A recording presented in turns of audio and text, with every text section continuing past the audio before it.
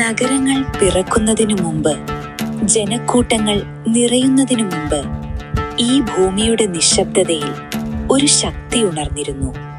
കാണാൻ കഴിയാത്ത, പക്ഷേ അനുഭവിക്കാൻ കഴിയുന്ന ശക്തി.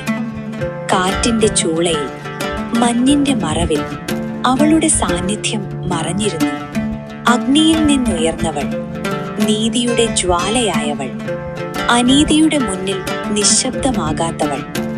അവൾ മാതാവാണ്, അവൾ ശക്തിയാണ്, അവൾ തീയാണ്. ആയിരങ്ങൾ അവളുടെ അടുക്കൽ തീ കൊണ്ടുവരുന്നു, പക്ഷേ അവൾ നൽകുന്നത് അനുഗ്രഹം.